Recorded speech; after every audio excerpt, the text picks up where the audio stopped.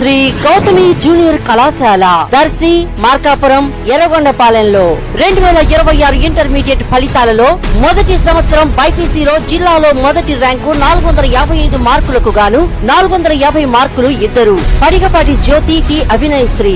ఎంపీసీలో జిల్లా స్థాయిలో 3వ ర్యాంక్ 470 మార్కులకు 463 మార్కులు AVL Mohan Kumari. JEE main, EAPCET, NEET, long term coaching తో పాటు EAMCET, short term exclusive coaching కలదు. అడ్మిషన్లు జరుగుతున్నవి.